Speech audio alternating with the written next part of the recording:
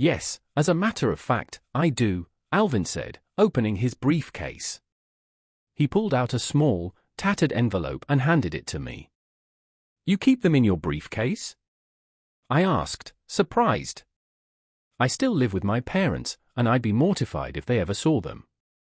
I keep meaning to throw them away, but I just haven't gotten around to it yet, Alvin said. I nodded in understanding, then looked through the pictures, and what I saw shocked me. The background and the poses depicted were exactly like the photos Allison handed me. Even the woman in the pictures looked to be the same person. There were only two things different in this set of images. First, the date and time stamps were different, and second, the man in this set of photographs looked shorter and somewhat thinner. Other than that, they appeared identical. Would you mind if I keep these for a while?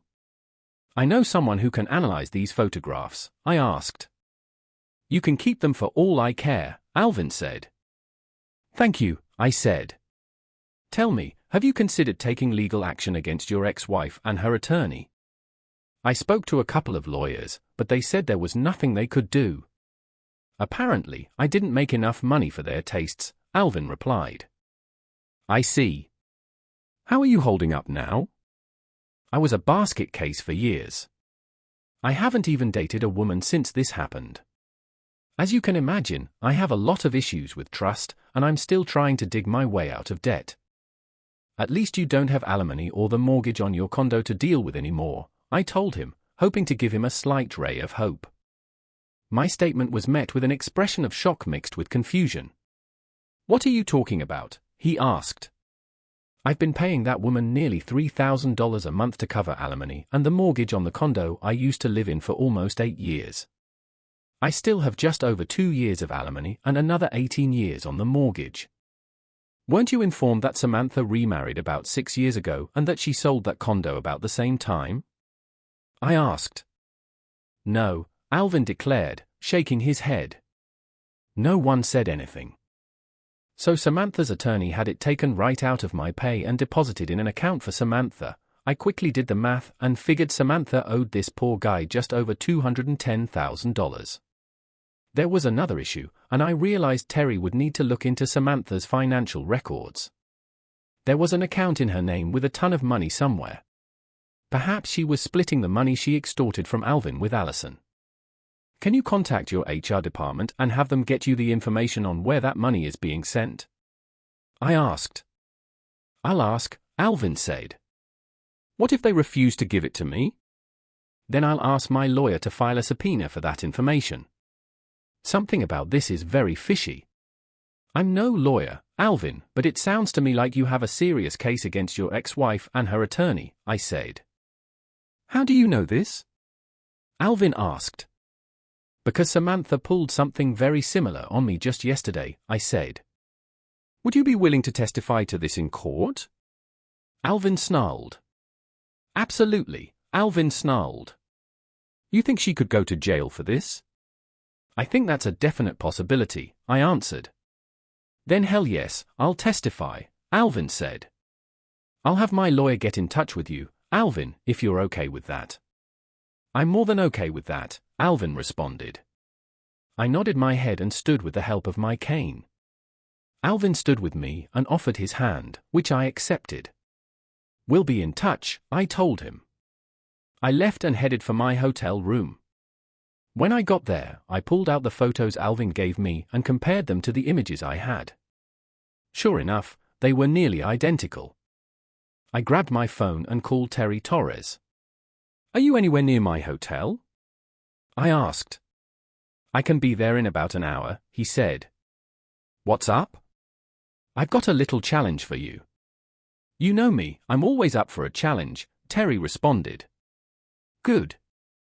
I need you to come by my room at the hotel. I have something for you to check out, I said. On my way, Terry said. We ended the call, and I checked my home surveillance system. So far, nothing new had been saved since Samantha and Alan left this morning. I pulled out my phone and made a call to Alice. Yes, Mr. Jacobs, she asked when she picked up the phone. I told her about my meeting with Alvin and heard her gasp in surprise.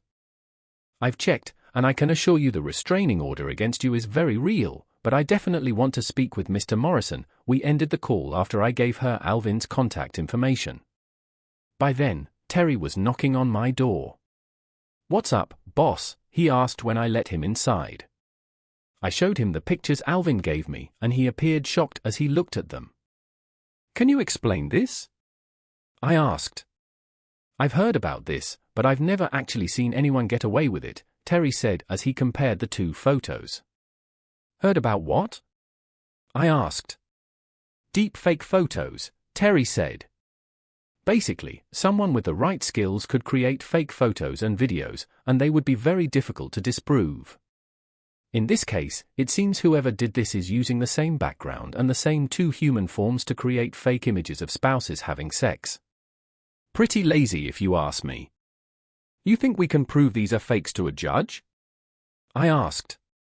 "Yeah, I know some photo experts who could probably take these apart, but it would be easier if we had the originals, which I suspect are digital," Terry said. "All right, take a couple from each batch and see what you can find out for me," I told him. "Anything else?" "Yeah, I looked into Williams for you. He joined Hempstead not too long ago and came here from New York. Get this, he's married with 2 kids." Terry showed me a family portrait. There he was, Alan, a pretty blonde woman, and 2 good-looking young children, probably not more than 7 years old. "For a lawyer, he's awfully stupid cheating on a beautiful family like this," I said. "Tell me about it." "Her name is Rhonda, she's a state representative, heir to a fairly wealthy man, which means she's still in New York, and I'll bet you $1 to a donut hole there's a prenup involved," Terry said. "Yep, on both counts," Terry said. "Oh yeah, Alan Williams would pay dearly." "What else?" I asked Terry. "I looked into Morrison's divorce like you asked. Pretty straightforward. According to the paperwork, Samantha filed for divorce based on adultery. The terms and conditions of the prenuptial were enforced, and she got a healthy order for 10 years of spousal support unless she remarried, and Alvin was ordered to pay the mortgage on their condo," Terry said. "The order does stipulate that if the condo is sold, the proceeds are to be split equally between the 2 parties," he added. "So, he's been paying Samantha for a mortgage that no longer exists and paying support to someone who doesn't deserve it. Any idea where the money is going?" I asked. "Cartwright set up a separate account and had the funds automatically taken out of Morrison's paychecks," Terry said. "I wasn't able to find any information on that account. Personally, I don't know how Morrison managed to survive all this time on what was left. At least they didn't have children. If I can get you the account information, can you look into it, find out how much she's got in it?" I asked. "Of course, but to be honest, it may very well take a court order or 2 to get any details," Terry explained. "Do what you have to do. Get with Alice if you need something legal." "I assume you've already provided all this to her?" I asked. "I have," Terry acknowledged. "And I'm sure you have people tailing Samantha?" "Of course, you know they have people watching you as well, I figured that," I admitted. "Frankly, I don't give a let them waste their time and money following me," Terry chuckled at that. "Well, I better get back to it. I'll send you an email with what I have so far," he said. "Sounds like a plan." "I look forward to your report," I told him as I shook his hand. "And good work, Terry," he smiled at the compliment. "Thanks, boss." "That means a lot," he said. I noticed the extra spring in his step as he left the room and smiled. Terry was a good man, and I meant what I said. I sat down at my laptop and logged into the home surveillance system, but there wasn't anything new. So, I sat back on the bed, watched television, and considered my next actions. I hated not being able to do anything but wait on other people. I had always been a man who took point on everything, and this waiting was killing me. Sometime later, I heard a knock at the door. Grabbing my pistol and cane, I got off the bed and went for the door. "Who's there?" I called out. "Oscar Warren," a man's voice said from the other side. I looked through the peephole and saw him holding up his credentials. "Proby, is that really you?" That's Special Agent Proby to you, Mr. Jacobs, Oscar said, good-naturedly. I cracked the door and saw his smiling face. He was a bit older than the last time I saw him, but he still looked in good shape. I opened the door and let him come in. Good to see you, Oscar, I said, lowering the pistol. Good to see you as well, you old dog, he laughed. I hope you remember how to make that thing safe, I chuckled at that. I think I can manage. Looks like they'll make anyone a special agent these days, I joked. Well, technically, I'm actually a deputy assistant special agent in charge, but I'm okay with just special agent. So, I hear you're a big-time executive these days, Oscar said. Yeah, so they tell me, I quipped. So, what brings you all the way out here from Fort Apache? You remember the name Pat with a Spoon? That's a name I hadn't heard in ages. You know, she was the one who turned my first wife, the one who told me what my punishment would be if I ever cheated on Renee. She died in my custody when Mona Larson played her little Jedi mind trick. All these years, I never knew she was Jake Green's ex-wife, and here you are, married to her daughter. I had no idea, I told him. No, of course you didn't. None of us knew her family ties at the time, Oscar said. We ended up cremating her body after the autopsy. No one would even claim her body. Kind of sad, don't you think, given who she was associated with, all the pain and suffering she caused? No, I don't. As far as I'm concerned, she was the one who killed Renee with her drugs and her games, Oscar said bitterly. And I still have a hospital full of her victims, men who will probably never recover from the abuse and torture Pat's goons inflicted on them. You were there, Mike, you saw your share, got shot by one of them, remember? I'll never forget, I said quietly. Do you think her daughter is following in her footsteps? Oscar asked. I don't know. She doesn't exactly fit the profile. A lot of the old profiles don't work anymore, Mike. It's a whole new ball game these days. They don't even call themselves a millimeter anymore. They prefer to use terms like sisterhood. You ever hear Samantha or her lawyer use that phrase? No, never, I answered. Let me know if you do, okay? Oscar pleaded. Sure, I said. Like I said, Samantha doesn't exactly fit the old profiles, but that lawyer of hers, Alison Cartwright, she definitely could. Cartwright? I don't recall that name, Oscar mused. Tell you what I'll do. I'll have Wisen and his research team do a deep dive, see what they come up with. He's still working for the task force. Oh, yeah, Oscar exclaimed. That is when he and his wife aren't scaring the expletive out of wannabe Lotharios. I think Amy's been hit on by just about every manager in that company she works for, I chuckled at that. I've met Ron Wisen before and watched him and his wife use their wheel of death. He even showed me a few tricks with his knives. To quote Mr. T, I pitied the fools who tried to hit on Amy. So, what's going on? Anything new since I spoke with your boss? Oscar asked, and I filled him in on what I had learned since this morning. He seemed especially interested when I told him about the photos. I can't help but wonder if maybe this Cartwright has done this to others besides you and Morrison, Oscar said. I'll pass that on to Wisen. Definitely sounds like a crime or two has been committed here. It may not rise to the level of task force involvement, but I certainly think someone's going to jail. I'll get Wisen on it right away and let you know what he finds. Thanks, Oscar. I appreciate it a bunch, I said. What are friends for? Oscar responded with a smile. Well, I'd better get back. Rita is making a pot roast, and it'll be but if I'm not home in time for dinner. That's right, you married the boss's daughter. I thought you'd gained a few pounds since the last time I saw you. How are things going? Wonderful, Oscar said.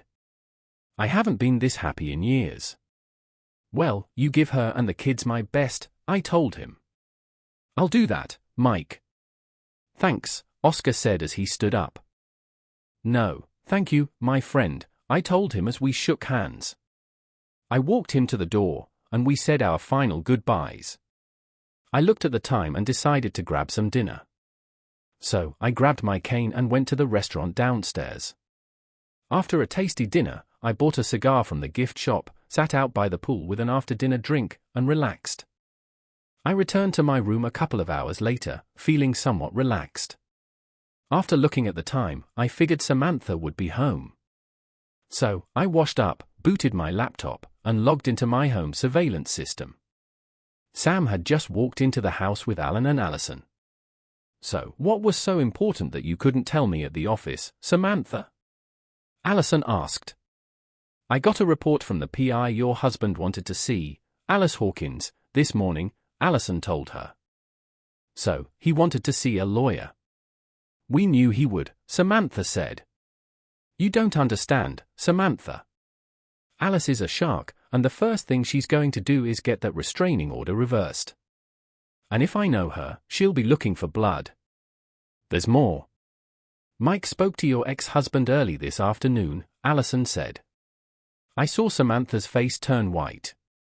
What do you think, Alvin? She told him, now panicked.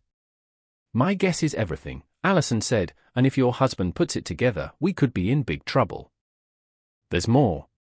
I spoke to my contact, and she tells me Mike served on something called the Home Front Security Task Force, a real badass. He wasn't kidding when he told your father he killed people, she added, causing Samantha to shrink back. In fact, he received several medals for his work, Allison continued. I also heard from the PI that he was visited today by one of his old colleagues, someone named Oscar Warren. I don't know what they talked about, but I can make an educated guess. Why is that so important? Samantha asked, still confused. If your husband has the resources of a federal agency that specializes in family disputes behind him, we're royally screwed, Allison said. Maybe now is the time to set Mike up, Alan said. I still have that drive, lots of juicy stuff on here. Can you imagine what'll happen when the authorities learn that a former federal agent has a computer full of illegal, spicy videos? Forget it, Alan, Allison said. It's too late to plant anything on his hard drive now. He hasn't had access to his computer for nearly 24 hours. A forensic tech could spot that in a minute. All right, then I'll email it to him, Alan said. That might work, Allison said, but you need to be very careful. Make sure he can't track it back to your computer. What about the account? Samantha asked. There's hundreds of thousands of dollars in that account. I'll deal with that, Allison said. What if all this doesn't work? Samantha asked, fear etched in her voice. There's too much at stake here. If this doesn't work, and if we can't bring Mike to heel, we'll have no choice but to make sure he has an accident, one he never wakes up from, Allison told her firmly. Do you understand what I'm telling you? Samantha slowly nodded her head, understanding the implication of Allison's statement. And do you understand, Alan? Yeah, I get it, he told her. I understood as well. The three of them intended to kill me if all else failed. The woman I had pledged my life and my love to had just agreed to see me dead. All for the love of money. She, of all people, should have known that I don't like to lose an argument, and I sure as hell wasn't about to lose this one. I pulled out my phone and made my first call to Ryan Harper, an old friend of mine in the FBI. Special Agent Harper, he said when he answered. Ryan, this is Mike Jacobs, I said. How'd you like an exclusive? Mike, you crusty old dog, I was just thinking about you, Ryan said. What's this exclusive you have for me? Conspiracy to commit murder and extortion, for starters, I told him. Oh yeah? Who's the victim, me? Ryan asked, shocked. Absolutely, I told him. I have them on video. You want me to send it to you? Send it to me now, and I'll call Sheriff Pratt. We're old buddies from way back. You have my email address, right? I have it in my contact list. Thanks, Ryan, I appreciate that, I said, as I prepared to send the video clip. After I formatted the email, I hit send. It's on its way to you now. I see it, Ryan responded a few moments later. I could hear the muffled sound of the video playing through my phone. I can't believe Samantha would do that to you. Hang on, let me call the sheriff. I heard him talking to someone on another phone for a few minutes, then he returned. Okay, Sheriff Pratt is sending someone to your place now. What the hell's going on? Ryan listened quietly as I relayed the events of the last couple of days. I heard him whistle when I finished. Damn, that's just cold-blooded, he exclaimed. I thought so, I told him. Where are you now? Are you safe? Do I need to send someone to cover you? Ryan asked, concerned. I gave him my location and assured him I would be all right.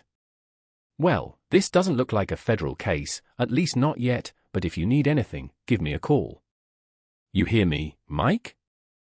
I got it, but thanks again, Ryan, I appreciate it. We ended the call, and I looked at my laptop to see the three conspirators still talking. What about the ex? Do we kill him too? Alan asked. No, at least not yet. It would look too suspicious for two of Samantha's husbands to be killed so soon. Tomorrow, I'll start moving the funds we've been collecting from him and the others to an offshore account. Once that's finished, we'll reevaluate Alvin's usefulness. So, I thought. There are other victims. This should prove to be interesting, Alan said. You sound like you've done this before, Alan said. Allison smirked before responding. Let's just say this isn't exactly my first rodeo, she quipped. I watched them chatter on for about a half hour, then saw the reflection of flashing lights outside. I smiled, knowing their little plot was about to get a monkey wrench thrown into it. A few moments later, I heard a knocking at the door. Sheriff's Department, open up, I heard a man's voice call out. Samantha, Allison, and Alan looked at each other, confused. You'd better open the door, Allison told Samantha. Sam followed Allison's direction and opened the door. Yes? Samantha asked. Samantha Jacobs, the deputy asked. That's me, Samantha said. Deputy Smith, this is Deputy Jones. May we come inside, please? Ah, of course, Deputy, Samantha said. Two deputies entered the front room, one male and one female. Alan Williams, Allison Cartwright, Smith asked. The other two nodded their heads. We're here to take you three into custody. You're under arrest. Turn around, hands behind your back. Under arrest for what? Allison asked. According to the warrant, conspiracy to commit murder and extortion, Smith said. Sam, Allison, and Alan looked at each other, confused, as Smith read them their Miranda rights. How? Shut up, Alan said. Allison hissed, say nothing to no one, got it? Your husband must have planted some bugs in the house, Alan told Samantha. Did you know about that? No, I didn't, Samantha said. Shut up, both of you, Allison commanded. Say nothing. When we get to the county jail, I'll arrange for our representation. You have the right to remain silent, so use it. The deputies finished their work and escorted the three conspirators out of my house. The video ended when the door closed. I grabbed my phone and placed my second call, this time to Alice Hawkins, my lawyer. What's happened, Mike? Why are you calling me after hours? I just wanted to let you know Sam and her two conspirators have been arrested, I answered. Arrested for what? Conspiracy to commit murder and extortion. I have their plot captured on video, I told Alice. Oh my God, Alice exclaimed. Can you get me a copy of that video? Already on it, I said as I prepared to email the video. Well, this will certainly help out when I go to see Judge Banks about the restraining order, Alice told me. Would that be Judge Kenneth Banks? I asked. One and the same. Why, do you know him? I ran an intervention on his behalf about 10 years ago, I explained. Intervention was the term we used in the task force for helping targeted husbands before he became a judge, I added. Couldn't that be seen as a conflict of interest? Have you done anything on his behalf since then? Alice asked. No, I told her. Then it shouldn't be an issue. Chances are he may not even remember your name, Alice said. Maybe. I doubt that he forgot the intervention though. Well, don't worry about it. If he asks, then I'll tell him. Otherwise, we won't say anything, she told me. When do you go before him? I asked. Tomorrow afternoon, 1 o'clock. I also have a motion to unfreeze your accounts, along with the demand that Samantha return at least 35% of everything she took. I'll be arguing those in front of Judge Banks at that time. Hopefully, with Samantha in custody, I'll have good news for you by this time tomorrow. I look forward to that, I told Alice. As do I get a good night's sleep, Mike. I'll talk to you tomorrow. We ended the call, and I placed my third call of the evening, this time to Wilson Langley, Samantha's boss. He also happened to be Allison and Alan's boss as well. Since I was responsible for getting Langley's business, I had his personal cell number in my contacts. I only had reason to call him on this number once since he signed on with ISS. Langley, the older man, answered after the first ring. Mr. Langley, this is Mike Jacobs, ISS. How are you this evening, sir? I was enjoying a nice steak dinner with some friends, he said. I could hear the background noise indicating he was probably at the country club. What can I do for you, Mr. Jacobs?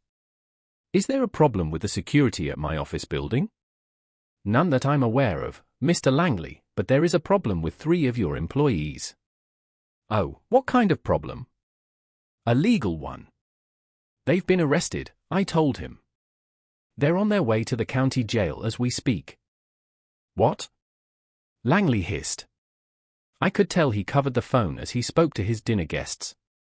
Then he turned his attention back to me. Hang on, let me go somewhere a bit quieter. I could hear him leave the table and waited for him to speak, which only took a few moments. What's going on, Mr. Jacobs?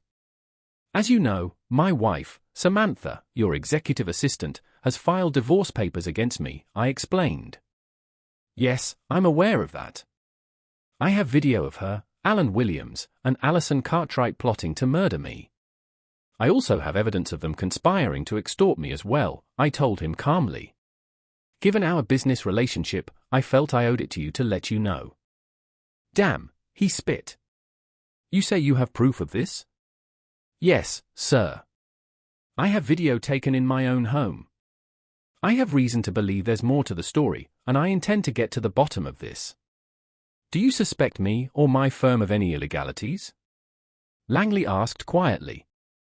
I have no direct evidence of that, Mr. Langley, not at this time, but all 3 of the persons in this case do work for you, I told him calmly. Yes, so it seems, at least for the moment. But everyone is entitled to a defense, Mr. Jacobs. They'll get their day in court just like everyone else. And if it turns out your allegations are true, then I'll fire them.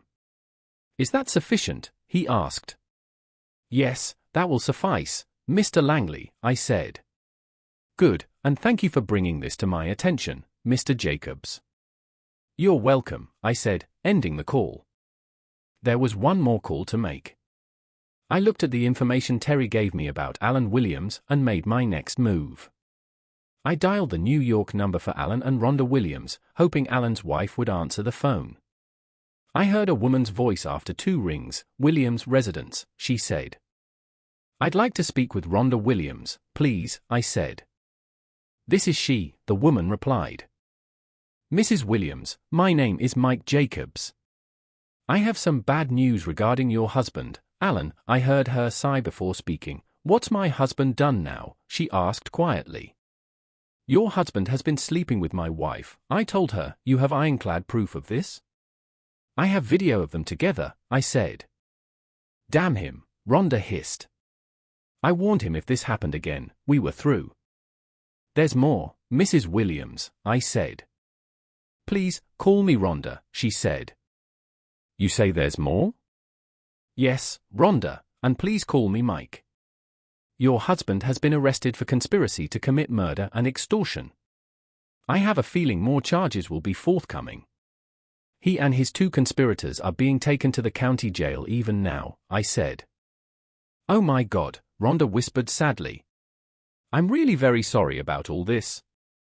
It's not your fault, Rhonda. He made his choices, now he'll have to live with them. Yes, of course, you're right. You say you have evidence, can you send that to me, please? Of course, I told her. Rhonda gave me her personal email address, and I added it to my contacts. I'll send you what I have as soon as we get off the phone. Again, I'm sorry about this, I said. Like you said, Mike, it's not your fault. Alan made his bed, now he'll have to lie in it. Thank you for letting me know, Rhonda said sadly. I felt bad for her and her children. I knew the media storm they would have to deal with as a result of Alan's actions. We ended the call, and I followed through with my promise. I sent her all the videos I had involving Alan with a short note of condolence. I had one more call to make, and I knew this would be the hardest. Picking up my phone, I called Pop, who answered after the second ring. Sam's been arrested, I said quietly. Yes, I know. She called me from the county jail, Pop said. I could hear the sadness in his voice. She says they're charging her with conspiracy to commit murder. Is it true? I'm afraid it is, Pop, I responded. I have it on video. I can't believe she would go along with something like that, Pop sighed. She did, Pop. Anyway, it's in the hands of the authorities now. Who else knows? Pop asked. Her boss, Wilson Langley. I just told him a few minutes ago. I also spoke to Alan Williams' wife in New York and my lawyer. You know this is going to cause a media show, Pop said. Probably, I said. Like this usually does. Pop chuckled at that. We'll get through it, Pop finally said. Thanks for letting me know. You're welcome, I responded. I felt bad for the old guy, realizing that he wasn't responsible for what his daughter had done. Well, I'd best get going, Pop finally said. Let me know if you hear anything, all right? Pop, have a good evening. Give my best to Mom, I said before ending the call. Looking out the sliding glass doors that led to the balcony, I saw the sun had gone down and observed the twinkling lights of the city. I felt somewhat relieved at the events of the day and wanted to do something, anything. I felt like checking out and going back to my home, but remembered the restraining order was still in effect. I would not be surprised if Allison's private investigators were watching to see if I would try to sneak back once the conspirators had been taken away. Feeling a bit of cabin fever, I simply had to get out of that room before I went nuts.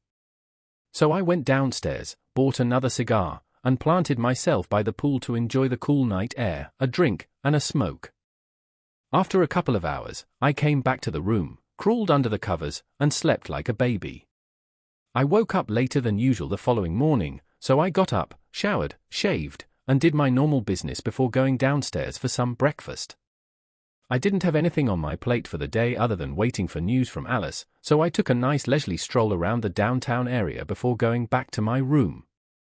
The knock came after I had only been back a few moments. Not expecting anyone to show up, I grabbed my pistol and peered through the peephole. I saw two men in cheap suits, badges on their belts. Who is it? I queried. Police department, Mr. Jacobs, would like a word, please, I heard a man respond. Hold your credentials up so I can see them, I demanded, not just your badges. They looked at each other, shrugged their shoulders, and held up their official police credentials, reading their box tops.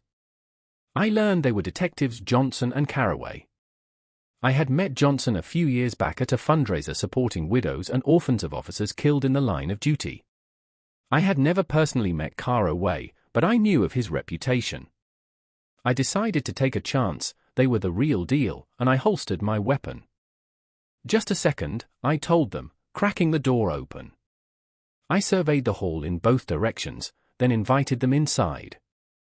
Just so you know, there is a loaded weapon in the room, I told them, it's holstered and has been rendered safe. We expected as much, Mr. Jacobs, one of the detectives said, we know you're a former federal agent, and we also know you have a permit to carry. We just have a few questions regarding your wife and a couple of her colleagues. All right, come on in.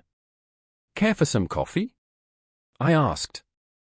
Sure, black, please, Detective Johnson said. Caraway echoed his statement. So I poured them each a cup of the hot black brew.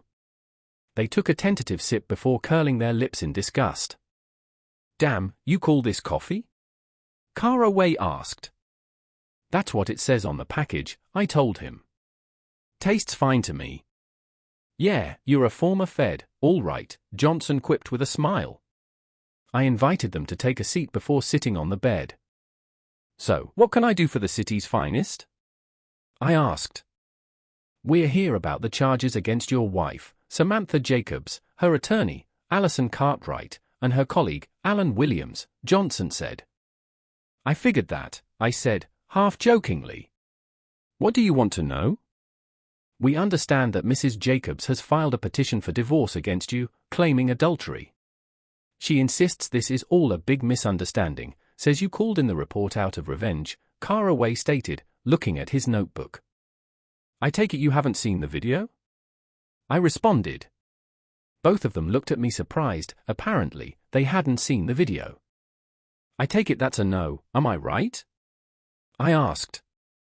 We're not aware of any video, Johnson said. Well, take a look at this, gentlemen. I'd offer you some popcorn, but I'm fresh out at the moment, I joked. I pulled up the video on my laptop and showed it to the detectives. They watched, stunned, as the three conspirators so glibly discussed murdering me if I didn't go along with their plot. They also took note of Alan's desire to load up my computer with something. Any idea what's on that little thumb drive Williams has? Johnson asked. Probably illegal spicy videos, I told him, since Williams had it on him when he was arrested, you can probably find it at the county jail with the rest of his things. We'll need to go check it out, Caraway told Johnson, who instantly agreed. Can you get us a copy of all the videos you have of them? Johnson asked me. Sure, I replied. I'll give you a copy of everything I have, including the video of the conversation I had with Cartwright at Luigi's. Thanks, that would be a big help, Johnson said, handing me a thumb drive. I copied everything over and handed the drive back. When is the arraignment? I asked. Tomorrow morning, 10 a.m., Johnson said. In fact, the DA asked us to extend an invitation to you since he might have to ask you a couple of questions. I'll be there, I told him. Just one suggestion, you might want to look deeper into Cartwright. I suspect this isn't the first time she's tried something like this. What makes you say that? Caraway asked. I spoke with Alvin Morrison, Samantha's first husband. Cartwright pulled the same trick with him. If you like, I'll give you Morrison's contact information. Please do, Johnson said. The two detectives looked at each other as I wrote out Alvin's information. I also showed them the photos Alison used in both divorce cases. Interesting, Caraway said. Indeed, Johnson acknowledged. All right, Mr. Jacobs, we'll talk to this Morrison character, see what he says. Thank you for your cooperation, Johnson said. My pleasure, I told him. Just one last thing, Mr. Jacobs. Consider it a word to the wise. I know of your reputation. You're not a federal agent anymore. Pulling a weapon on an officer of the court isn't exactly the smartest move to make, no matter how justified you felt. Leave this to us, we'll take care of things from here. Got it? I got it, Detective Johnson, I said with a smile. We all shook hands, and I walked them to the door. Seeing that it was time for lunch, I ordered a sandwich from room service and watched some television as I ate. Alice called me later that afternoon to let me know that Judge Banks not only rescinded the restraining order but also released the freeze on my accounts and ordered Samantha to return 30% of all the money she had taken. He's also referring Cartwright to the bar and the state attorney's office for her unethical actions. Alice said, "You have been busy." I told her, "I'm just getting warmed up, cowboy." Alice responded with a slight chuckle.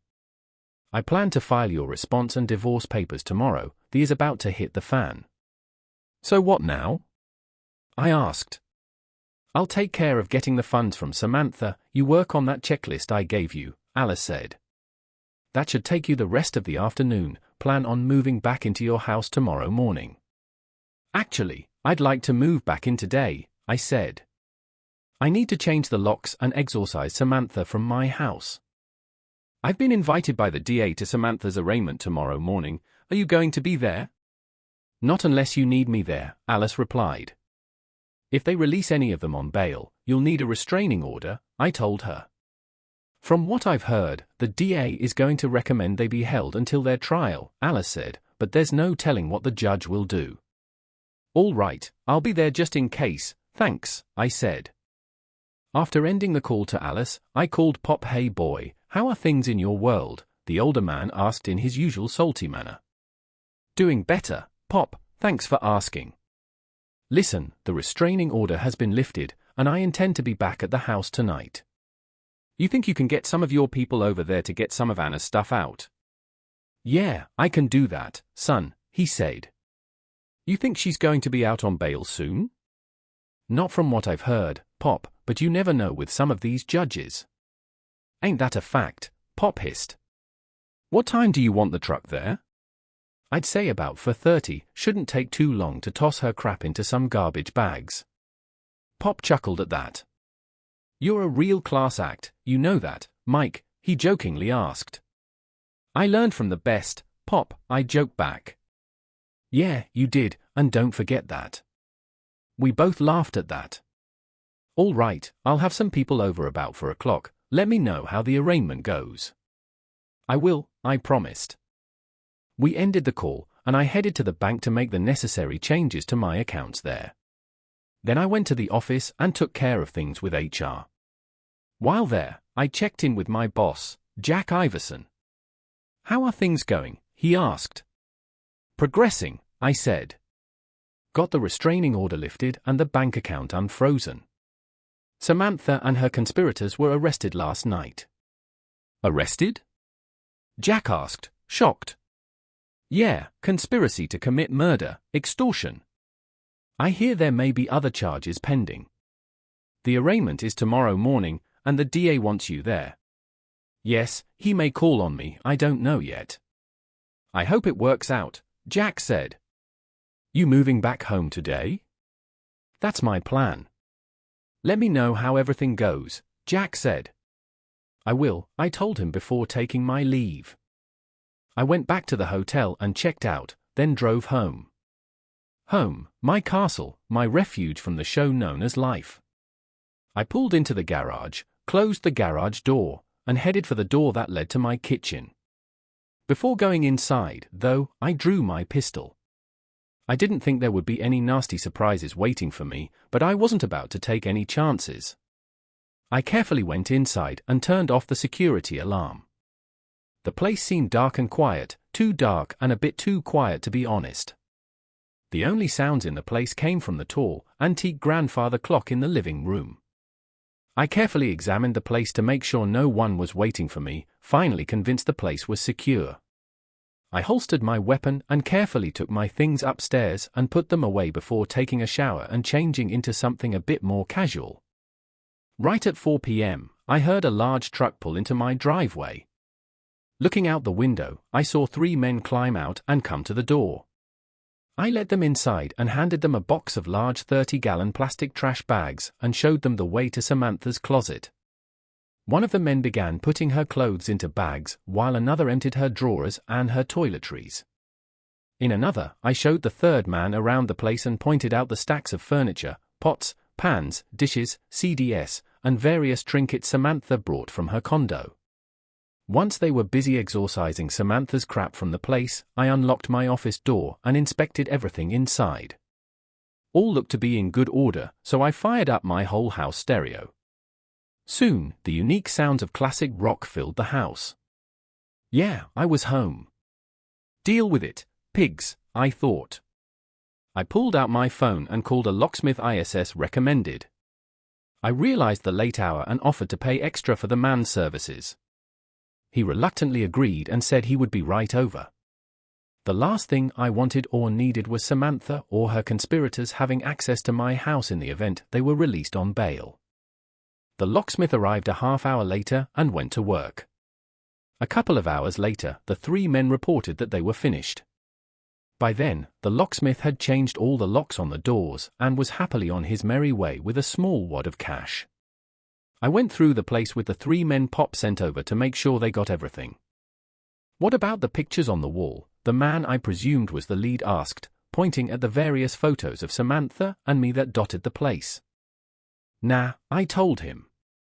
"I need kindling to start my fireplace tonight." They all laughed at that. "By the way, could you do me a favor, please?" "What's that, Mr. Jacobs?" "First off, call me Mike. I was wondering if you wouldn't mind taking the mattress off the bed in the master bedroom."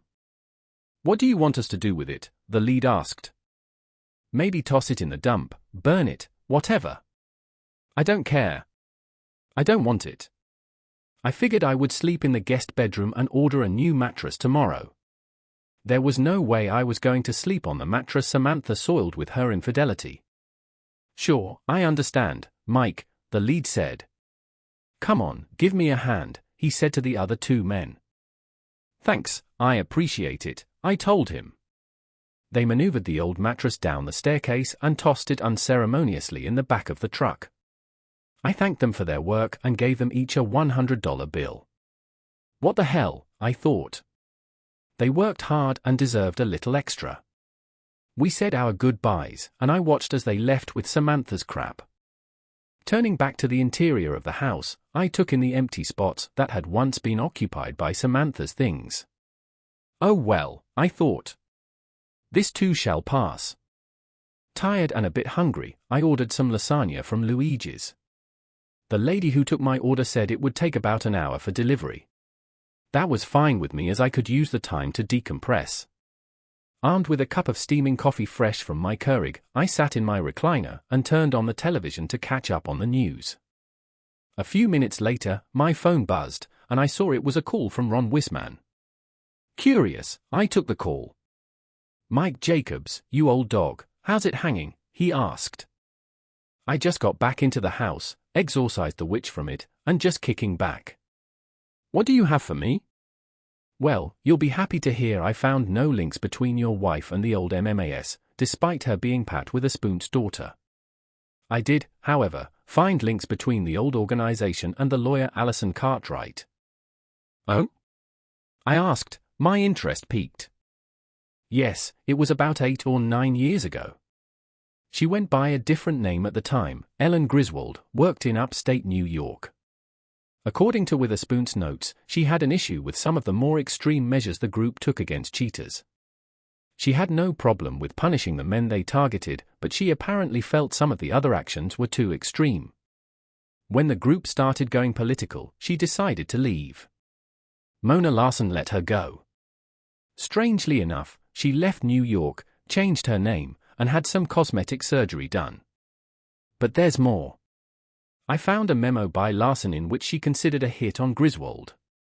It never got carried out since the memo was written just a few days before Larson was taken out, and the contract was never finalized. "Very interesting," I said. "I thought so as well," Ron said.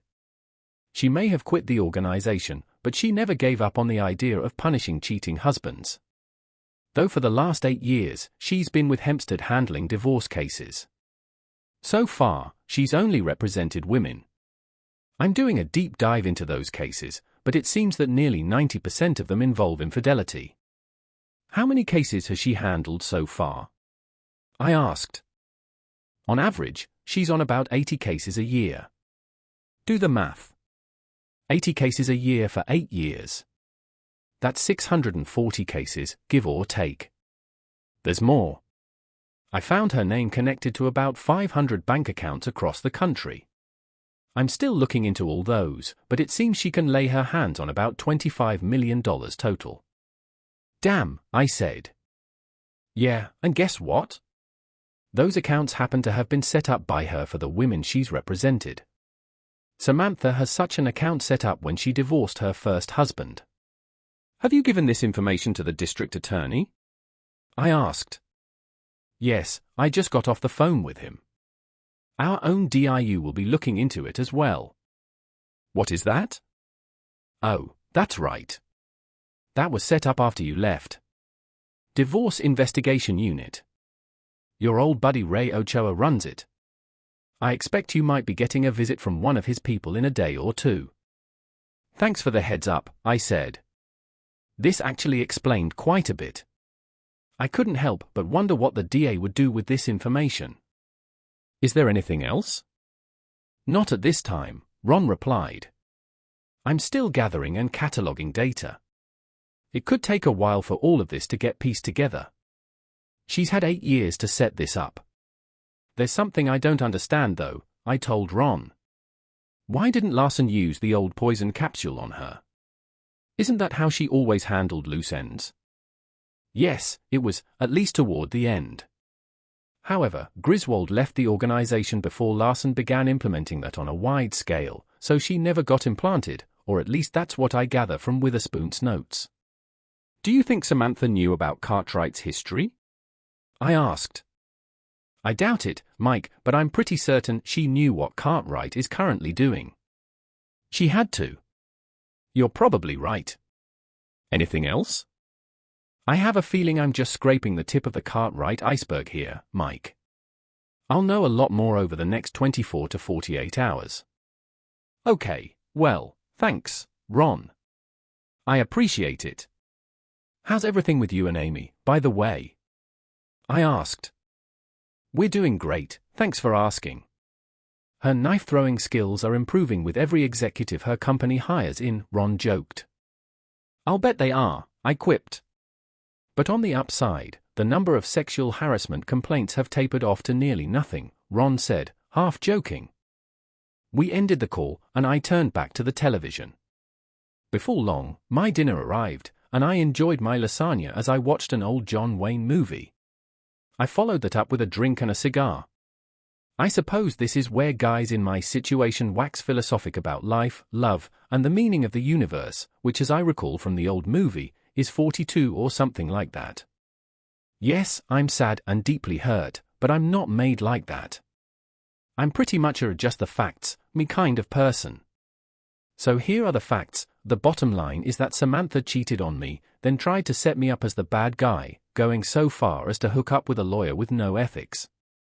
Then she tried to steal my house and most of my assets on the basis of fabricated evidence. And to make matters worse, she went with Allison's idea of having me killed if I didn't go along with their plot. On top of that, I learned that she had done this to another man. She was successful in that case, and I suppose she thought she would succeed with me. But she screwed up big time. You see, I don't like to lose an argument. I suppose I could have done a background check before we got married, but when you're in love with a woman, you don't think of such things. And yes, I was in love with Samantha at one time. I trusted her, perhaps too much, but that's neither here nor there anymore. So Samantha screwed up big time, and now she needs to pay the piper. Perhaps, I thought, there really was something of her birth mother in her after all. I remember telling Allison they had declared war. The first part of my counteroffensive was complete, the restraining order has been lifted, the freeze on my accounts has been released, and I'm back where I belong, in my own home. Samantha has been exorcised from my personal kingdom and now sits in jail. I intend to do whatever I can to keep her there as long as humanly possible, along with her 2 co-conspirators. Tomorrow morning, I thought, was phase 2 of the counter-offensive. I would be at her arraignment, and if the district attorney calls on me to answer questions, I'll be more than happy to tell the court what I knew. Having finished my cigar, I headed upstairs, undressed, and crawled under the covers of the bed in my guest room. It felt good to be home again and in my own bed, even if it is in the guest bedroom. But the place sure seemed empty without Samantha. I put that thought aside and decided to approach this like I would an intervention, with me setting aside my emotions. Tomorrow is another day, but from this point on, I would be in control, and I don't like to lose an argument. The following morning, I got up, did my business, dressed, and grabbed a cup of coffee before heading to the courthouse. I wanted to see the 3 conspirators as they were brought into the courtroom. I was surprised to see Alice, my lawyer, show up in the courtroom. "How are you holding up, Mike?" she asked. "Better now that I'm back in my own house." "That's good to hear. I wanted to be here to support you, just in case," Alice told me. "I appreciate that," I responded with a smile. The double doors opened, and a line of orange-clad detainees was marched into the room.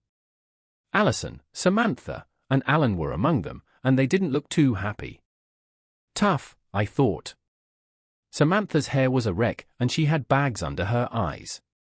Allison didn't look much better. "All rise," the large, uniformed bailiff commanded. We stood up as the Honorable Wilfred T. Stone entered the courtroom in his long black robe, files under his arms. The judge nodded as he sat down, giving the bailiff his cue. "Be seated," he ordered. Judge Stone began at one end of the line, and I couldn't help but notice that he was pretty harsh with the orange-clad people in front of him.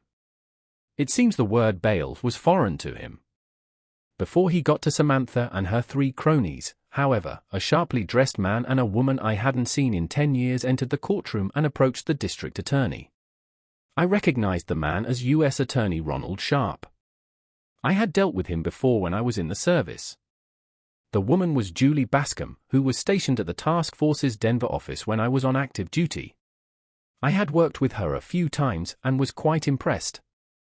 On top of that, she was a lovely brunette, and I was impressed with how she maintained herself over the years. While Ronald spoke with the district attorney, Julie made her way to me, and I couldn't help but smile when she got to us and extended her hand. "Mike, it's good to see you again," Julie said with a smile. "I'm sorry, Special Agent Julie Bascom, HFDF," Julie told Alice while holding her credentials. "I'm with the DIU, the Divorce Investigation Unit. Can we step out for a second?" Sure," Alice said. We stood and left the courtroom before Judge Stone could order us out. Ron was still talking with the DA, and I could tell the DA wasn't happy. "What's going on?" I asked Julie. "There's been some developments," Julie said. "As of now, the feds are taking over the case against Allison Cartwright, Alan Williams, and your wife." "So, this is a task force issue then?" I asked. "Not entirely," Julie said. "The FBI and a few other agencies are working this case, but we do have a dog in this hunt. I spoke to Ron Wisman earlier, and he indicated there wasn't anything for the task force." "What happened?" I asked, confused. "He found some disturbing things after the two of you spoke, handed them off to us, and we took it from there. You can probably figure out what happened after that. Anyway, it turns out that Allison was running her own little version of the old MMAS, and Samantha was helping her." "Damn. What's William's role in all this?" I asked. "He was along for the ride, mostly arranged for the muscle to do the dirty work, if you will," Julie said. "So, what happens now?" Alice asked. "Federal marshals are prepared to take all three of them into custody. They'll be transported to D.C. while the federal grand jury examines the cases against them," Julie said. "What are they being charged with?" I asked. "A whole slew of charges: racketeering, extortion, money laundering, several conspiracy charges, including conspiracy to murder you, for starters. But the biggest charge is murder. It seems Allison had some of her uncooperative marks taken out, and from what we can tell, Samantha knew all about it. All in all, it's a pretty convoluted case." "What about Williams?" I asked. "Evidence we gathered indicates he arranged for the accidents that left 2 men dead," Julie stated. "And it appears there may be a 3rd man dead thanks to Williams. The U.S. Attorney wants the death penalty for all 3 of them. Do you think it might be possible to see Mrs. Jacobs before they're taken away?" Alice asked. "I have a set of divorce papers to give her." "I'll see what I can do," Julie told her before looking at me. "I don't have to report back to Fort Apache for a couple of days, Mike. Do you think we could maybe get together sometime?" I got her hint. We had connected the few times we had been together before and shared a mutual attraction. Still, the task force had strict rules against field agents dating. As a matter of fact, I believe I owe you a dinner, I said. That's right, you do, Julie said with a slight smile. How about tonight then? Luigi? They make a killer lasagna. And after all these years, you still remember how much I love lasagna, she asked. Of course, I told her. Julie smiled as she wrote something on the back of a business card she handed me. Here's my personal cell and my current location. How does 6:30 p.m. sound? I'll be there, I told her, pocketing the card. Well, I guess we better get back inside, Alice said. We went back into the courtroom and saw Ron, the district attorney, and the lawyer for the three conspirators in discussion with the judge. We took our old seats, and Julie walked to the two large federal marshals and engaged them in quiet conversation. I saw them look at each other, shrug their shoulders, and nod their heads. I just spoke to the marshals, Julie whispered when she returned to us. They said you can meet with Julie for a few minutes before they take them away. I thanked her just as the conference at the judge's bench broke up and Judge Stone pounded his gavel before speaking. Detainees Jacobs, Cartwright, and Williams, you are hereby ordered to surrender to federal marshals who will transport you to Washington, D.C., where you will be detained until a federal grand jury completes its investigation, he said. He nodded at the bailiff, who unshackled the three conspirators from the rest. The two marshals immediately cuffed them and led them away, nodding at Julie. Come on, Julie said, standing up. Alice and I followed and met the marshals outside a small room behind the courtroom. 5 minutes, one of the marshals said. Allison and Alan looked down at the floor, cuffed hands behind their backs. That's all we need, Alice said. Thank you. We went inside the room and found Samantha sitting at a table, her hands cuffed to a metal bar on the table. One of her colleagues from Hempstead sat next to her. Samantha looked up as we walked inside. Hello, Samantha, I said. I hope you're enjoying your little adventure, Samantha said quietly. I chuckled in response. Not today, Samantha. Never again, in fact, I said. Do you want? The man next to her asked. You must be her attorney, Alice said. Yes, John Ashcroft, Hempstead Law Group. Well, Mr. Ashcroft, I'm Alice Hawkins, Mr. Jacobs' attorney, and I'm here to serve divorce papers on your client, Alice said. Do what you came to do, John said. Alice turned to Samantha and dropped the papers on the table. Samantha Jacobs, you have been served, Alice said. Yeah, whatever, Samantha said. John picked up the papers and looked through them. This is my client's response to the outrageous and illegal petition your client had served on him based on totally fabricated evidence put forward by an unethical attorney who is now facing multiple felony charges, including extortion and conspiracy to commit murder. I have requested the court reject her petition. You should advise your client to sign the papers now.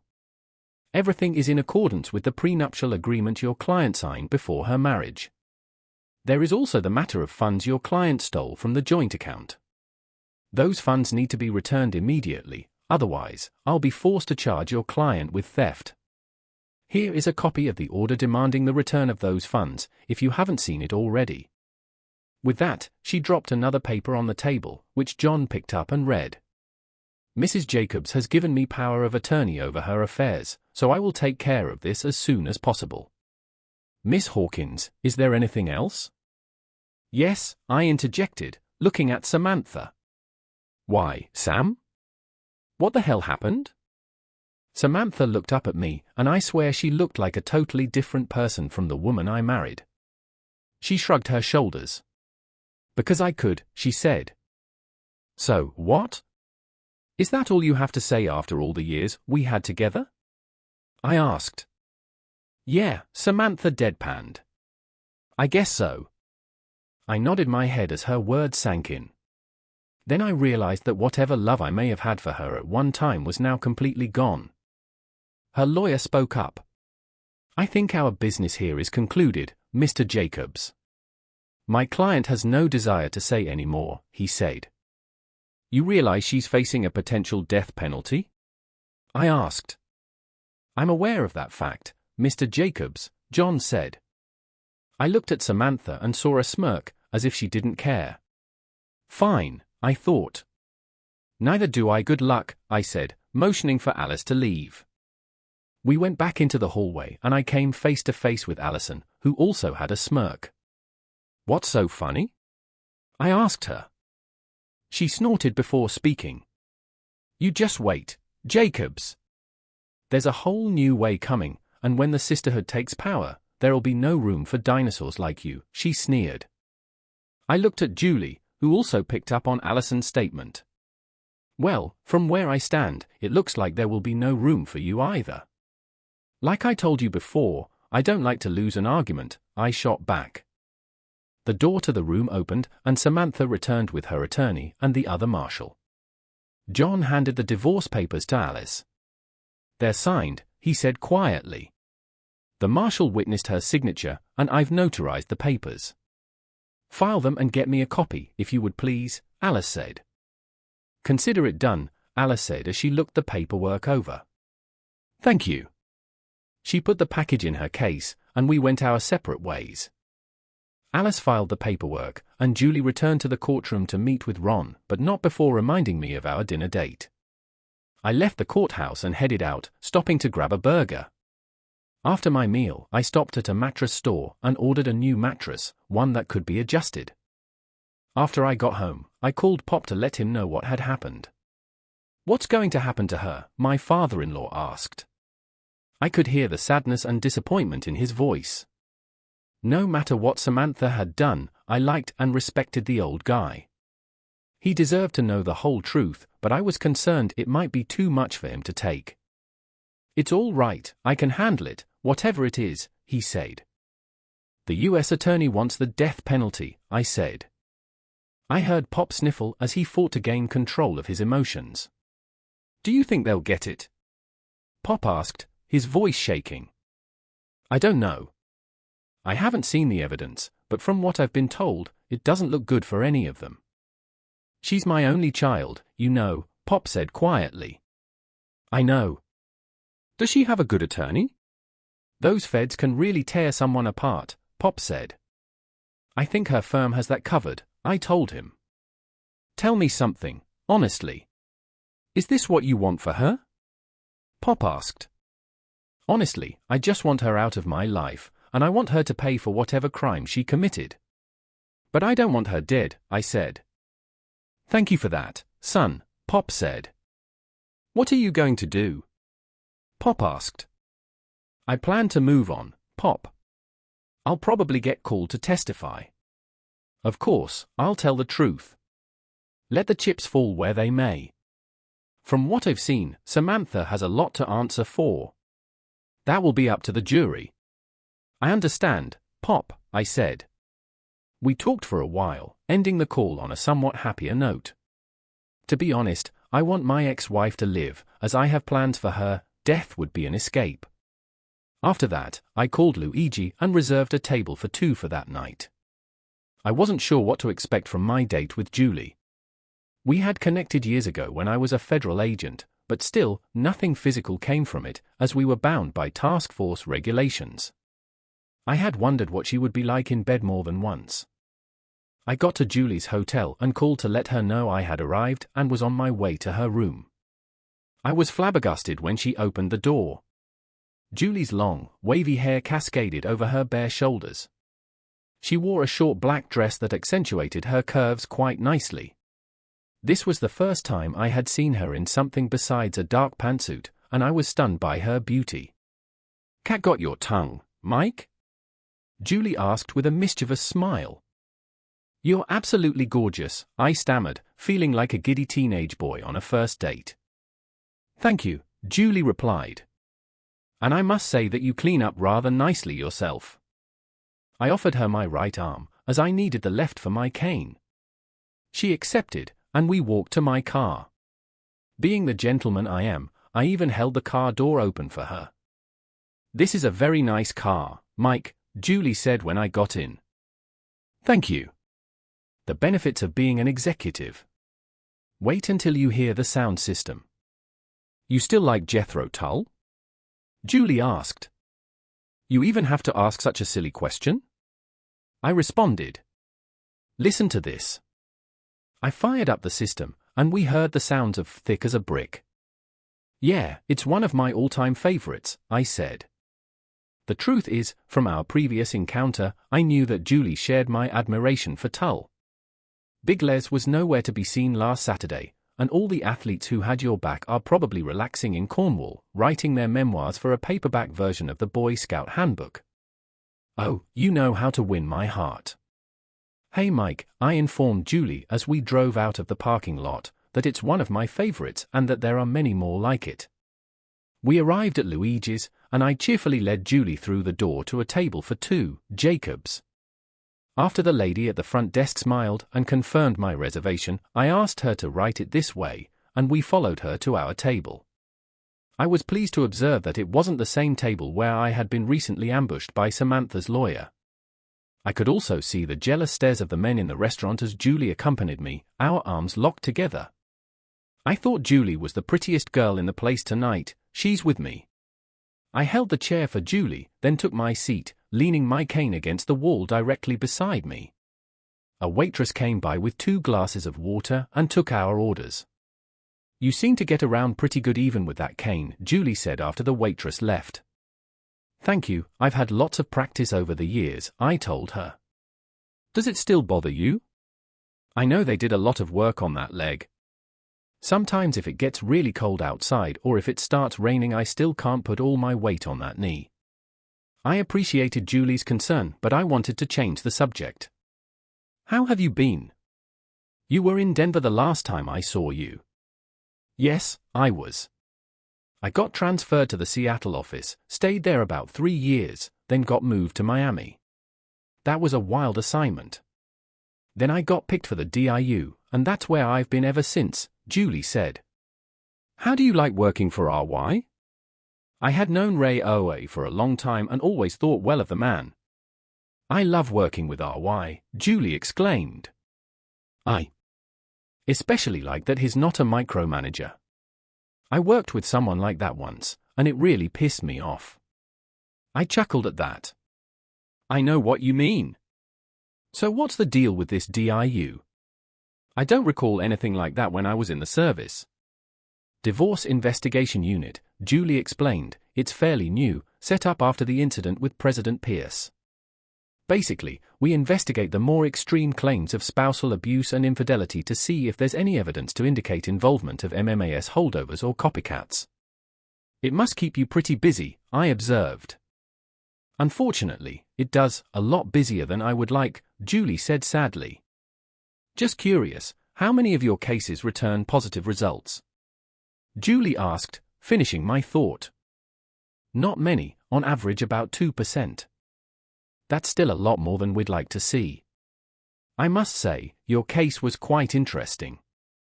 Oh, how none of the usual markers were there, but the fact that your soon-to-be ex-wife is the offspring of perhaps the most notorious field operative who ever worked for MMAS, and that your wife's attorney was a former member of the group, caught our attention quickly. Of course, I can't tell you much more than that because it's been turned over to the federal grand jury, but I can tell you that Wiesen and his research team uncovered quite a bit, and it looks pretty bad for all 3 of them. Your man Torres also uncovered a few things that really helped out as well. I'm glad he could help. I take it his findings have already been handed over to the appropriate authorities. Yes, they have, and he's been advised not to reveal everything he's learned. National security and all that, so please don't be too hard on him. I won't. Terry is a good man, I trust him. But thanks for letting me know. You're welcome, Julie replied. I questioned, thinking back to the earlier discussion with Allison and Samantha, so what's this talk about a new way and a sisterhood? That was caught, Julie answered. Well, after the old MMAS corporate structure was brought down, the organization morphed, went global, became even more radical, and less inhibited about things like murder. There was a county commissioner in Texas who was murdered not too long ago as part of an experiment. I trembled, damn. We still don't know if those terms are the group's new names or just generic terms they use, could be both for all we know. The bottom line is, they're a lot more dangerous now than they were when you were in the service. You need to be very careful. My middle name is Caring, I joked, making her laugh. Our orders had arrived just then. We both went with Luigi's special lasagna, which is one of my favorites because it's so full of meat and mushrooms and dripping with 3 different types of cheese. We both started eating, slurping up the remaining sauce with our breadsticks. This is really, really good, Julie said. It's one of my favorites. I can make myself sick on this stuff. I understand why, said Julie. By the way, there's a nice little dance club next door. When we're done here, would you like to go have something to drink and maybe dance off a couple of calories? I inquired. Julie laughed and said, Why, Mike Jacobs, if I didn't know any better, I'd think you're trying to seduce me. What, me? I asked, trying to sound offended. Yes, you, but for the record, I'd love to have a drink and a dance or two with you, that is if you can keep up with me. Well, I admit I'm restricted to slow dances these days, I laughed. Julie grinned more, and her dimples caught my attention. God, those dimples could make me lose myself. She inquired, How do you manage? I learned a long time ago to improvise, adapt, overcome, she responded. Julie said in a seductive tone full of promise, In that case, I'd definitely love a couple of nice slow dances with you, Mike. I gave our waitress my credit card when she brought the check. After a few minutes, she came back to finish things off. Thankfully, it wasn't too busy when we walked to the dance club after I finished the bill. When Julie entered, heads turned, and I could practically hear the men in the room sizing up my date in whispers. Obviously, none of them even dared to think about what Julie might do to them if they stepped over the line. We selected a table and placed our drink orders. Julie happily agreed to dance when I asked her to when the band began playing a slow dance song.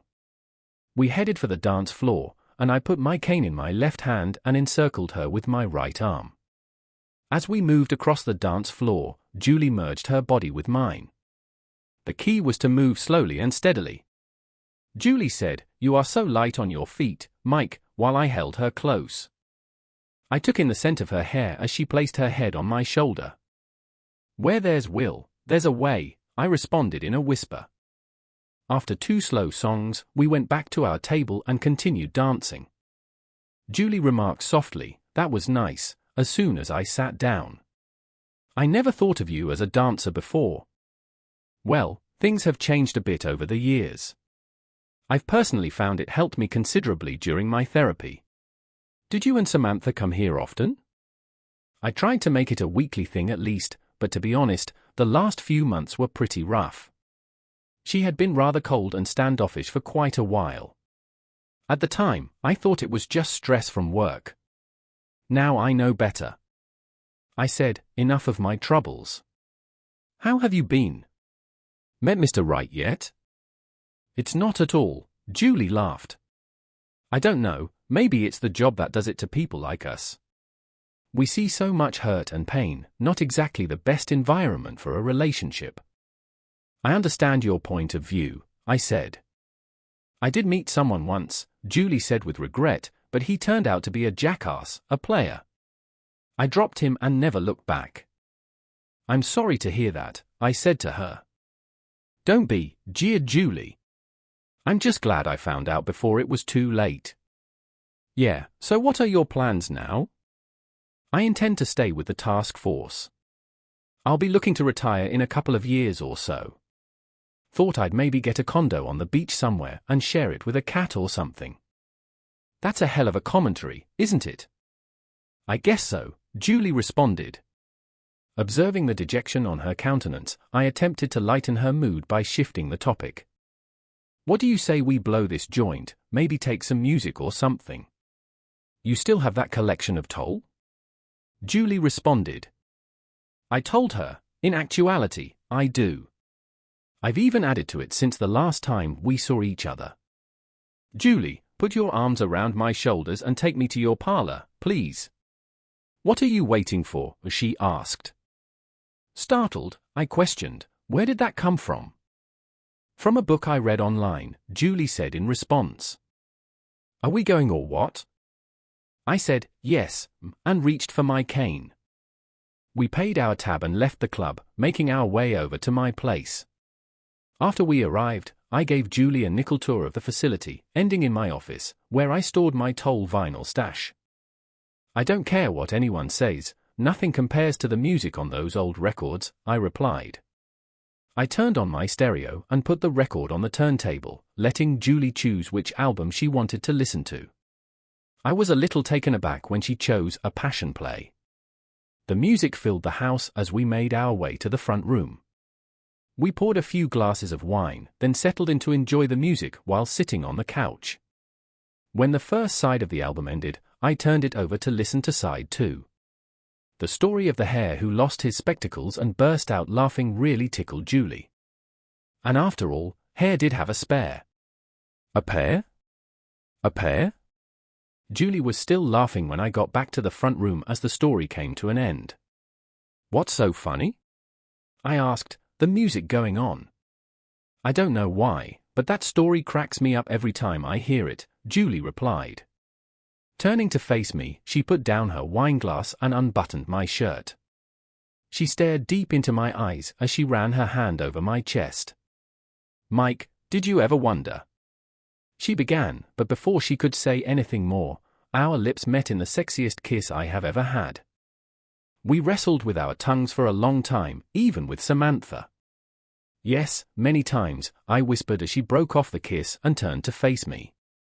Julie lifted her short dress to her waist and straddled my legs, climbing over me. She put her arms around my neck and gave me another kiss. Make love to me, Mike, she hissed as she broke off the kiss and whispered in my ear. She didn't need to entice me further than to say, please. Then I realized that both of our clothes were flying off. It was crazy. We just lay there on the couch for a few moments, exhausted. Our connection gradually waned as we stared into each other's faces. When Julie finally said, I think the song is about finished, after listening, I saw that she was correct. There was a rush along the Fulham Road into the ever passion play, I stated. I think you're right, Julie grinned back. I guess that makes this our song. Yes, our song, she grinned and replied. Why don't you put on another album? I said, okay, and she planted a kiss on my face. With the aid of my cane, I was able to stand up after she got off my lap. I turned A Passion Play into live, bursting out and retreated to the front room, where I passed out on the sofa. Julie's gaze lingered on my thigh scar. I said, you okay? She replied, I'm more than okay. It's just... I've never seen your scar before.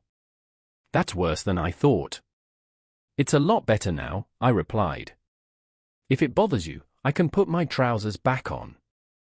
No, please, Julie begged. Julie seemed flawless to me, but upon closer inspection, I noticed some reddish lines on her torso. It's part of you. I'm not bothered by it. I've got a few scars of my own, you know. That happened in Seattle, a knife fight. You should see the other person. Does it bother you? Not at all, I replied. You're perfect just as you are. Her smile lit up the room and I hesitated a split second before asking my next question. Would you like to, stay the night? I assumed you wouldn't inquire. Julie encircled me with her arms. After leaving our clothes in the front room, we went upstairs.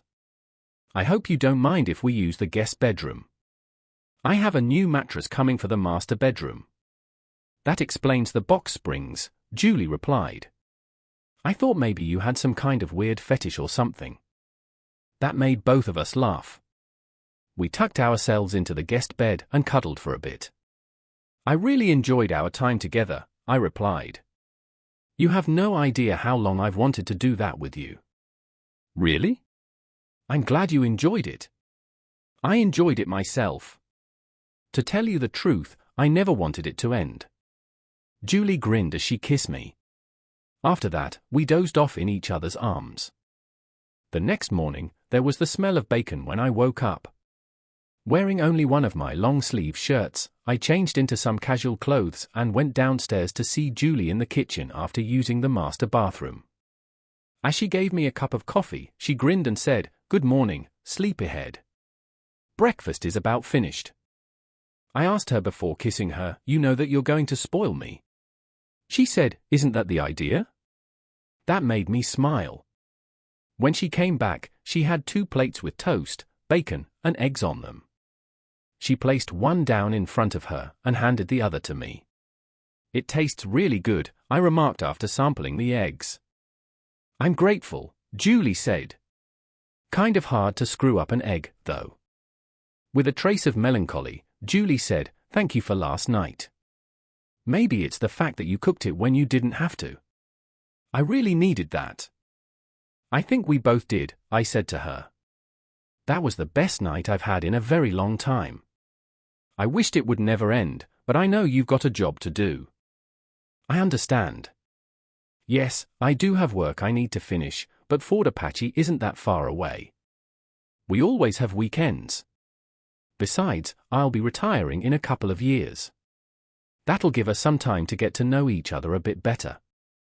What do you think?" "Yes, please," I said to her. I really felt a connection last night that I haven't felt with Samantha in a long time, and I want to make sure this wasn't just 2 ships passing in the night. "I agree," Julie replied.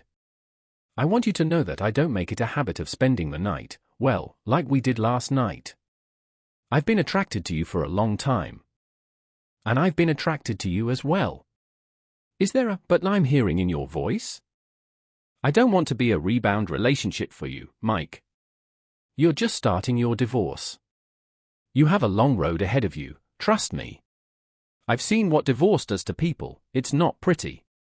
But I'll be here for you anytime you need me." Thank you for that. I tried to be as neutral as possible when I told her, "Why don't we take it slow and easy for a while? I'll come out and spend the weekends with you if you want. If you need to talk, call me anytime. There's no need to rush, and before you ask, no, I don't have a boyfriend anywhere else." I knew Julie's statement made sense, so I thought about it for a little while before answering, "Okay, you're welcome here anytime, and of course, I want to see you on the weekends. You realize I may have to work some weekends, right?"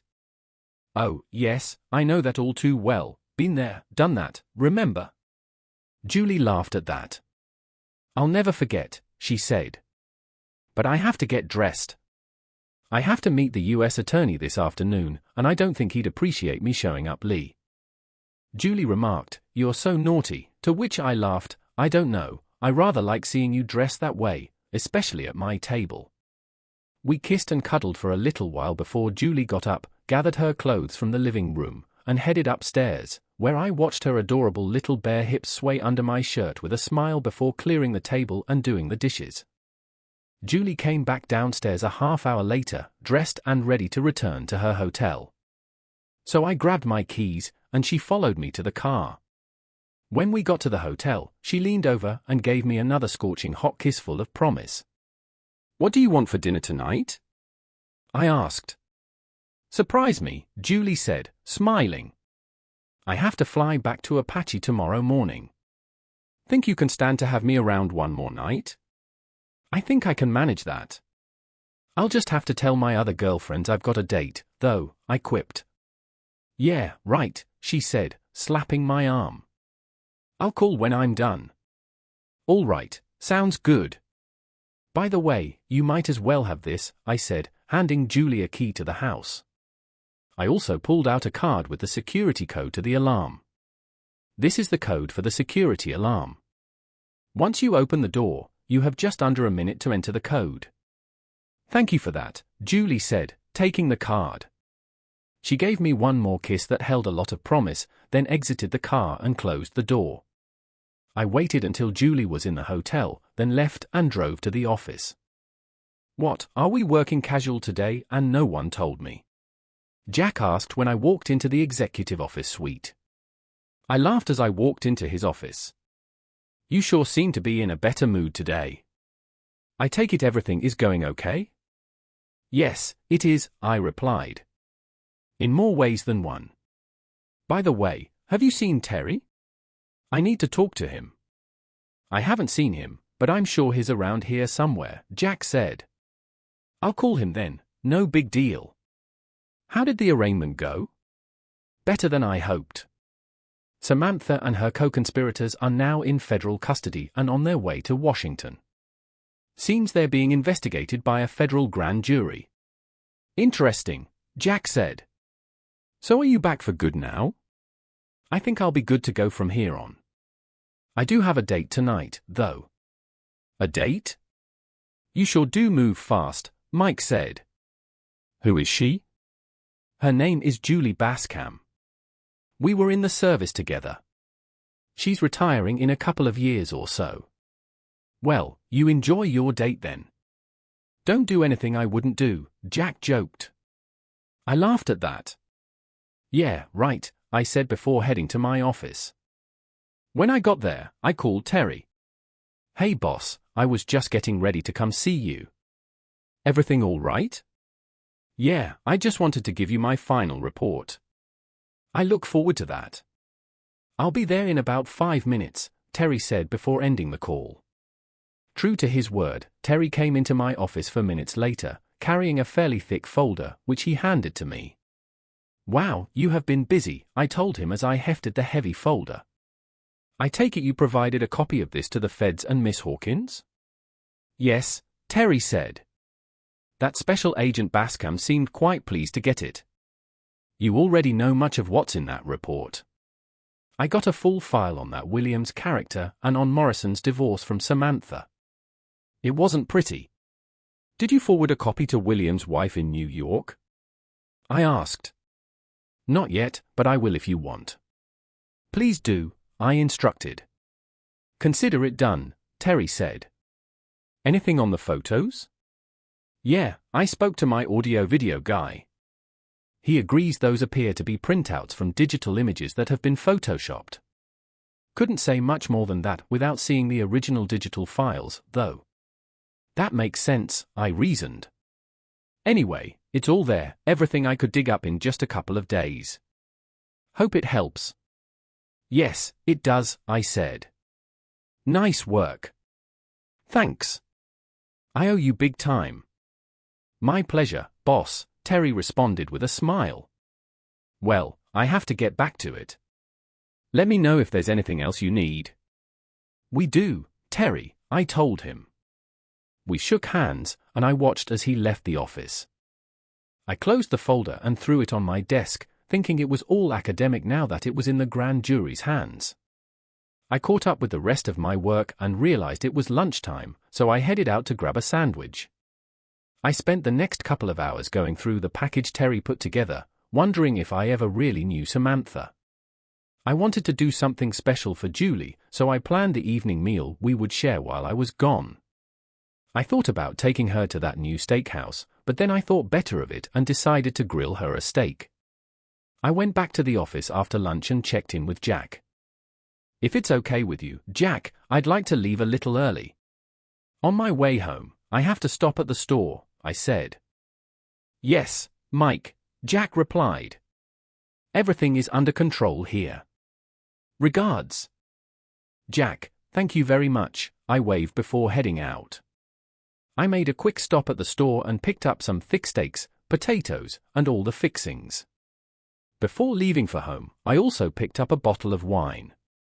While I was cutting the meat, my phone buzzed, and I saw it was Julie, so I answered. When I answered, she said, "Hey, G-man." That was something I hadn't heard in a long time, and I grinned. "Hello, yourself," I answered.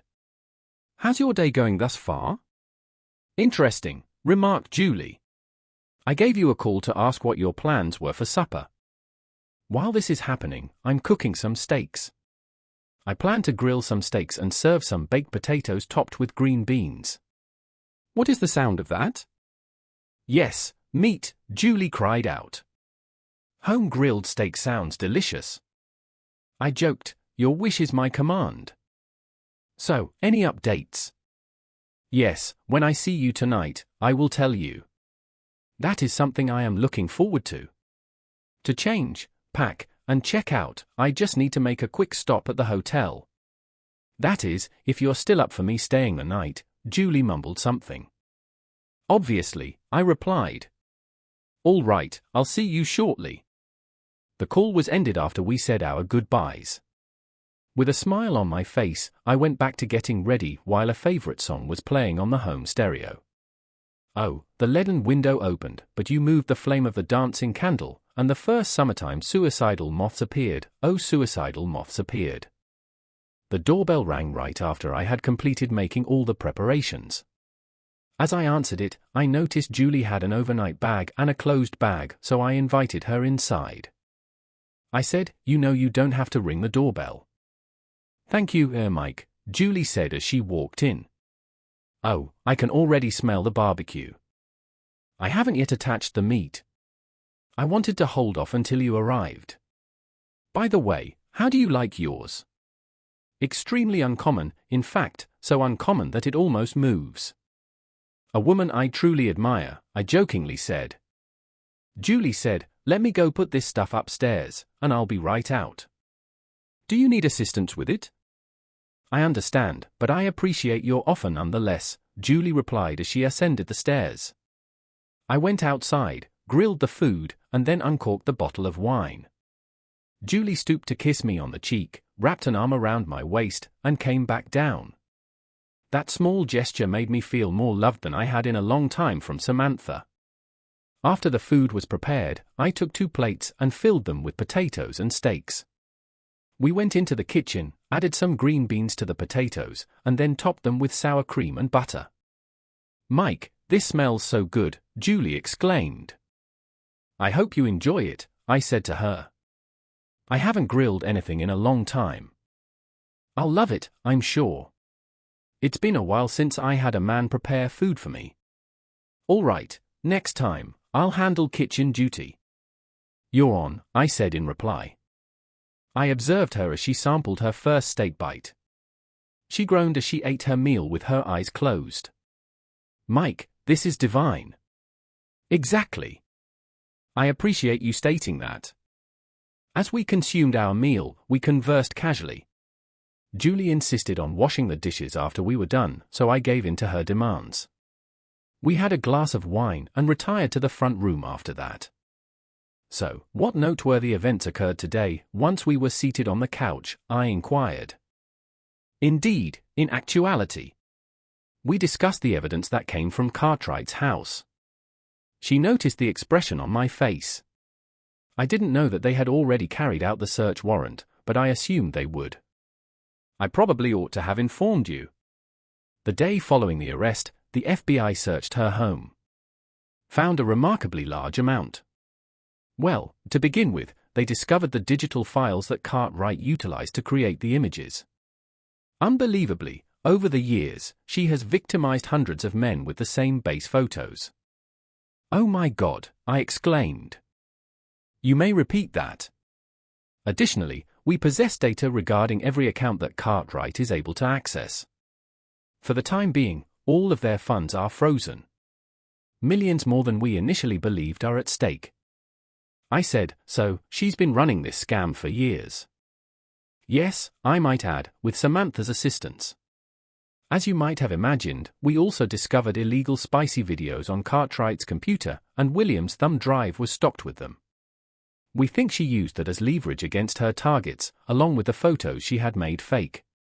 In addition to Cartwright and William's plot against you, we have proof that directly connects them to at least 3 murders. It seems like they will be incarcerated for an extended period of time, I continued. "Well, if Ron has his way, all 3 of them will get the needle," Julie replied. As Julie had predicted, the federal investigation took 26 months to complete. At that time, a federal grand jury handed down several indictments against Samantha, Alice, and Alan for various charges, including premeditated first-degree murder. Ron, the U.S. attorney in charge of the case, sought the death penalty for all 3 of them. We just have to wait to see what the grand jury says. It could take months for the investigators too. As I knew it would, Alice filed a number of lawsuits, and by the time it was all over, more than 600 men, including Alvin, walked away with a nice-sized check. Alice cut her percentage by more than half. Even then, she walked away with enough money to retire. It was nice to have Julie with me during those 26 months, as she commuted between Fort Apache, Washington, D.C., and my house. Our love for one another developed to the point where, just days before Samantha's sentencing hearing, I proposed to her. As I placed the engagement ring on Julie's finger, she exclaimed, "I thought you'd never ask."